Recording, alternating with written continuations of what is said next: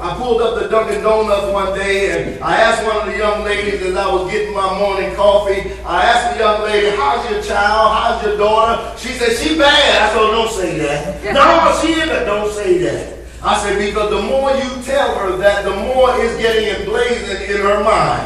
And the more that you let her know how bad she is, the worse she's going to become. I said, because she's already getting it. You already feeding this into her mind. But in actuality, you need to understand that every child that's sitting in this building today is a winner. Amen. Amen. Every child, let me explain it to you. You see, every one of us are our father's seed. The mother has the egg, but we are our father's seed.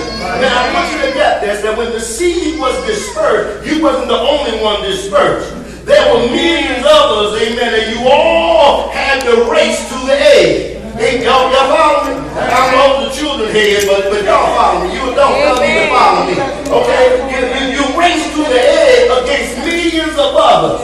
Amen. Now you may not have got there first, but you were the strongest of the others. Because you were able to penetrate the egg when none of the others could.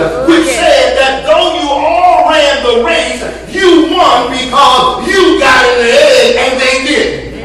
Y'all follow me? And therefore, because you broke the womb and came out, and here you sit this morning, here you sit in this place, that already tells you that you are not a loser, but you are a winner. You got to get that in your mind.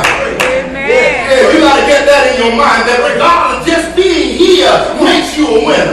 Just being here, when you understand that, then you can understand that, listen, there's nothing too hard, amen, that the world can throw at you that you cannot overcome and you cannot accomplish. Look at somebody and tell them, I'm a winner. I'm a winner. Yeah, a father is a man who adopts a child. Now, a lot of times, we put a lot of emphasis on the natural birth and being a man that have brought forth or dispersed his seed and brought forth children. But I want you to understand that, no, that's just a man that have did just that. But a father goes a little further. And therefore, you have a lot of men that did not have children that have taken and adopted a child, amen, and have showed them the love and the concern that a father should have shown that was never shown, and therefore he deserved the right or become the right to be that child's father. Not because of a seed, because there's some folk that didn't want their children. There's some folk that wanted a good time and did not plan to have no children, and when the child came forth, now they're nowhere to be found. And so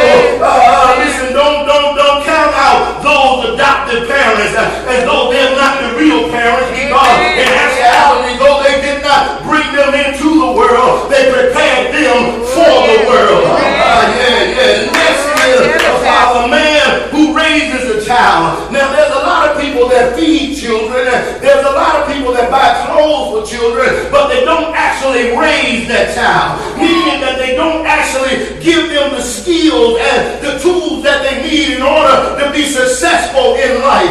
One thing when I think about my father, I appreciate him because I saw him as a little boy. I did not understand that we were poor because we always had food, even if it was government cheese and peanut butter. We never frowned on that, never had anything, we ate steak every day, lived in a house where rats would run in and out, but my father was always there raising us. If he saw a rat, he would kill it. Amen. There was something else because he was trying to show unto us that even in the midst of where you are, I did not have no understanding of segregation. I did not know that we could not go in certain parts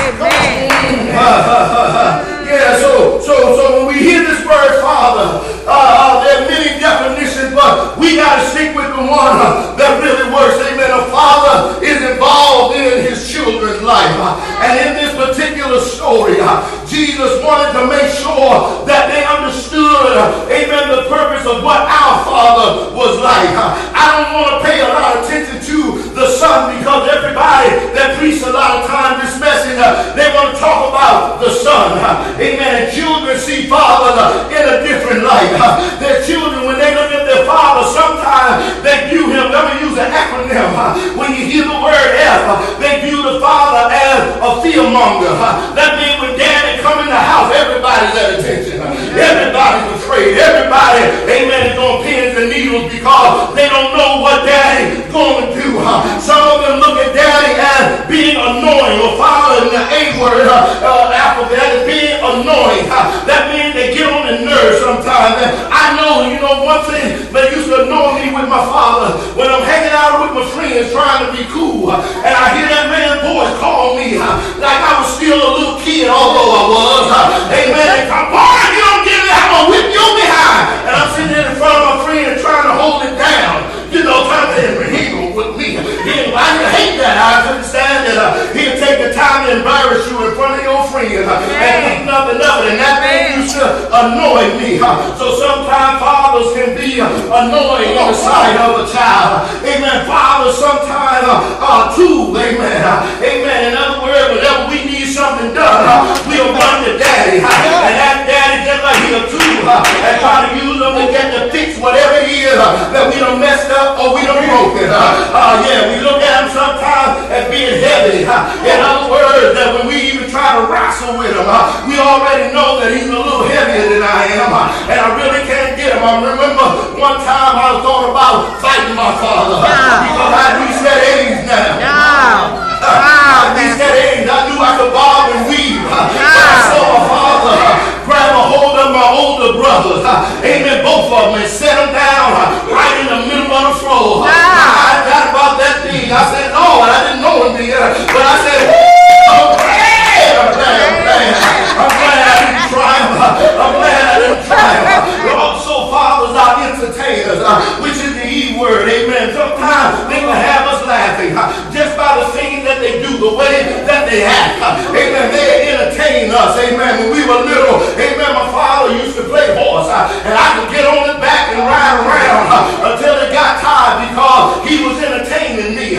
Sometimes they would do little things. Amen. Pick you up and put you on his shoulders. Amen. Just to entertain you and run you around. And then sometimes we think that they're retarded because of how they do things. As a child, you don't look at it in this light that the father understands a lot of things and that really the retarded one is you because you really don't understand why he's doing what he's doing. You're looking at it in the sense of saying, wait a minute, and that just don't make sense. Something wrong with him. He ain't thinking right. He ain't looking at it right. But when it all come out in the wash, you find out that he wasn't as retarded as you thought he was. Well, to a spouse, when they hear the word father, that word means he's a fix-it man. That whenever, oh yeah, I know brother got to do this. I know you got him. Yeah, why? Because they ain't going to do it. They going to sit there and wait until you get around.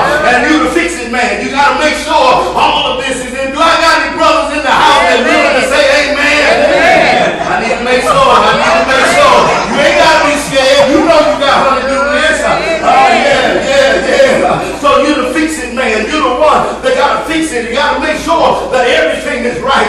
It seemed like when I was in the military that every time I had to go somewhere, something would happen to the car. And my wife would call me sometimes in tears. And I would say, baby, listen, this is what you got to do. Do this, and this. She took it to the AP shop one time. And the AP man told her, listen, it's going to cost $300 because you need a starter. She called me. I was in Bosnia. She called me. Baby, it's going to cost $300 for a starter. I said, nah, that man ain't telling the truth. No, look, you go get that battery out that other car. I'll call one of the brothers and make sure they get that battery out that other car and put it in there. It ain't the starter, it's the battery that's going bad. When they got it and put the battery in there, she didn't have no more problem with it. I was truly the fix-it man. I was the one. We become apathetic, meaning that we become to a place where when we look at our wives, when we look at our children, amen, that there's a tender spot within us. There's something on the inside that calls us to want to yearn to do some things even against our better judgment. We are known as the TV watcher. Amen. That when we work so hard that sometimes we come home and we don't want to work, we don't want to do nothing. We need time to sit down and unwind. And something that we like to unwind in, we like to sit in front of the TV and roll back in our recliner and take a power nap and let the TV watch us. We say, all y'all do watch it. No, we don't. We work hard, but we deserve a little TV time. time. Am I right, brothers? Amen. Amen. But other folk can't fix. We're the ones that go in and begin to put those things together. Sometimes they call us the exaggerator. That we take a story and stretch it out further than what it should be. Yeah, you know, Sister Wright, let me tell you. Sister Wright, I see in the back. Let me tell you about Sister Wright's spouse. Sister Wright's spouse thinks he's a fisherman.